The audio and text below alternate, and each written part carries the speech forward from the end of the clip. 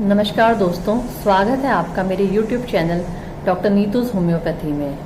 और आज हम जिस विषय पे बात करेंगे वो है कि वो मेडिकल कंडीशन जिसमें होम्योपैथी ऑप्ट करके आप सर्जरी से बच सकते हो। तो जब भी आपको ये सब प्रॉब्लम्स हो तो एक बार होम्योपैथी को ज़रूर कंसिडर करें। तो चलिए बिना टाइम वेस्ट किए स्टार्ट करते हैं अपना वीडियो। तो पहली कंडीशन है जिसमें आप सर्जरी अवॉइड कर सकते हो अगर आप टाइम रहते होम्योपैथी ऑप्ट करते हो। वो कंडीशन है नेजल पॉलिप, यानी कि नाक में होने वाली छोटी सी गांठ या कह लीजिए एक छोटा सा मस्सा कह लीजिए जो हो जाता है। जब नेजल पॉलिप होता है तो पेशेंट को बहुत ज्यादा छींके आना, नाक बहना और नाक बंद होना, पेशेंट सो नहीं पाता है, उसको ऑब्स्ट्रक्शन की फीलिंग होती है, नाक बंद होने की फीलिंग होती है, स्टफीनेस लगती है। इस कंडीशन को नेजल पॉलिप कहते हैं और अमूमन इसको सर्जरी से ठीक करा जाता है। लेकिन जब भी आप इस कंडीशन को इनकाउंटर करते हैं और आपको ये प्रॉब्लम होती है तो सर्जरी में जाने से पहले आप होम्योपैथी को जरूर ऑप्ट करें। Homeopathy has beautiful results in nasal polyp cases.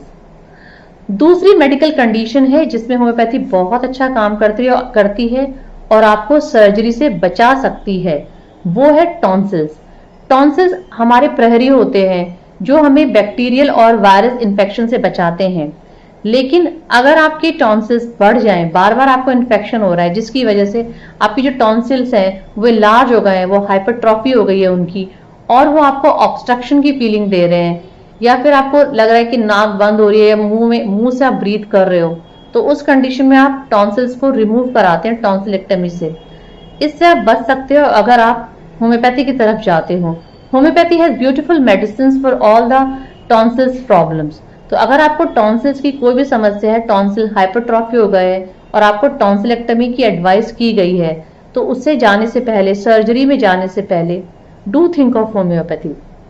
तीसरी मेडिकल कंडीशन है एडिनॉइड्स की।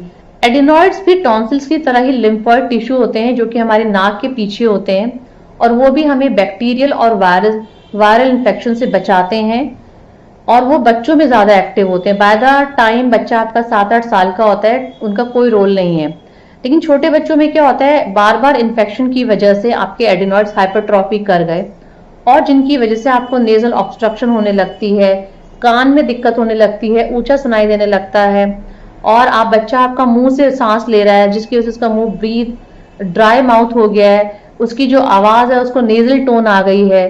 तो उस केस में भी सर्जरी ही ऑप्शन होती है लोगों के पास जिनको नई जानकारी है कि होम्योपैथी से इसको ठीक किया जा सकता है। तो जब भी अगर आपको दिक्कत होती है एडिनॉइड्स के हाइपरट्रॉफी की, तो before going to the surgery पहले आप होम्योपैथी में ऑप्शन तलाशें।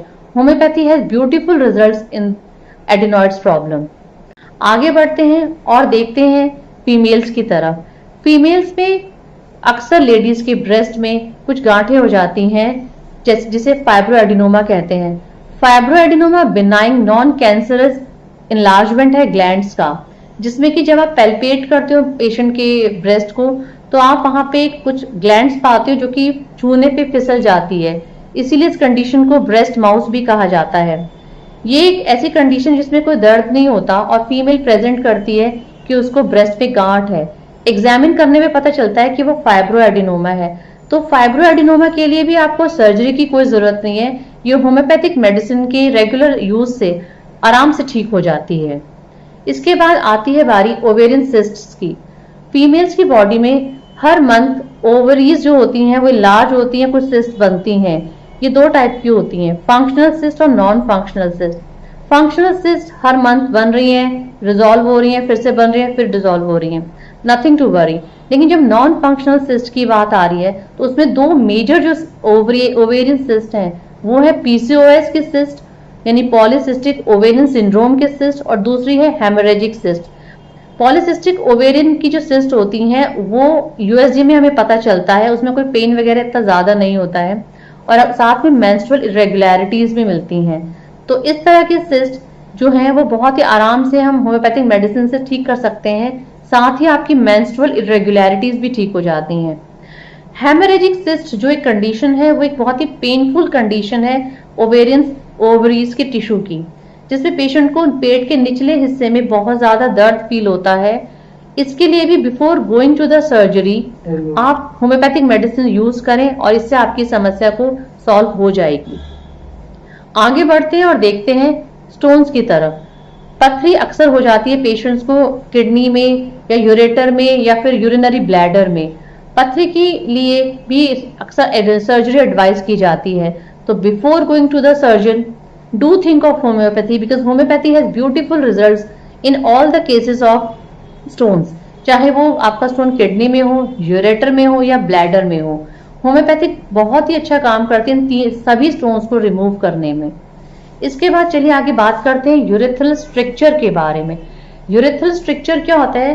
ज्यादातर ये मेल्स में ज्यादा पाया जाता है। इसमें क्या होता है, आपके यूरेथ्रा में एक स्ट्रक्चर बन जाता है। स्ट्रक्चर मतलब रुकावट हो गई है, तो उस रुकावट में आपको पेशाब में रुक रुक के पेशाब आएगा। स्ट्रीम जो है आपकी क्लियर नहीं होगी, आपको रुक रुक के टॉयलेट आ रही है, पेशाब पूरी तरह से साफ नहीं हो रही है। तो इस मेडिकल कंडीशन में भी सर्जन के पास जाने से अच्छा है आप पहले होम्योपैथिक में ऑप्शन तलाशें। Homeopathy has beautiful results in urethral structures और आपको 2 से 3 महीने के टाइम में आपको रिजल्ट्स आ जाएंगे। आगे बढ़ते हैं और देखते हैं हेमोरॉइड्स की तरफ। हेमोरॉइड्स, पाइल्स, बवासीर, कुछ भी कह लीजिए, ये तीनों ही समस्या आज की जो लाइफस्टाइल है, जो आपका बिगड़ता हुआ जो माहौल है लाइफस्टाइल का, उस कंडीशन में बहुत ही कॉमन समस्या है। हर दूसरे व्यक्ति को आज हेमोरॉइड्स या पाइल्स हैं। उसको लैट्रिन वाली जगह पे दर्द है, ब्लीडिंग हो रही है, कॉन्स्टिपेशन है या फिर मस्सा है। इन तीनों ही समस्या में before going to the surgeon do think of homeopathy. Homeopathy में बहुत ही प्रॉमिसिंग रिजल्ट्स हैं इन तीनों ही कंडीशन में। इसके बाद आती है बात पेरिएनल फिस्टुला की। पेरिएनल फिस्टुला में होता क्या है कि आपको जो एनल कैनाल है, जो पॉटी वाली जगह है, उसमें और बाहर आपकी जो स्किन है उसके बीच में एक टनल बन जाता है। उसमें बार बार इन्फेक्शन होता रहता है बिकॉज ऑफ द स्टूल जो आपकी पॉटी उसकी वजह से, और ये बहुत ही पेनफुल कंडीशन है। और इसमें बाहर आपका जो डिस्चार्ज होता है वो पस स्टेन डिस्चार्ज होता है, बहुत दर्द होता है इसमें। तो पेरिएनल फिस्टुला में भी अगर आपको डायग्नोज हुआ है और आप सोच रहे हो कि हमें सर्जरी ऑप्ट करनी है, तो सर्जरी से पहले आप होम्योपैथी में जरूर जाएं, अपना ट्रीटमेंट लें। Homeopathy has promising results in perianal fistula. तो आज मैंने जो जितने भी टॉपिक्स के बारे में बात की वो सब ऐसे टॉपिक्स हैं जो अगर आपको नहीं पता है तो you go to the surgeon to avoid surgery. आपके पास एक पैथी है दैट इज होम्योपैथी, जिसमें कि बहुत ब्यूटीफुल और बहुत प्रॉमिसिंग रिजल्ट्स हैं, that too painless, effective and rapid.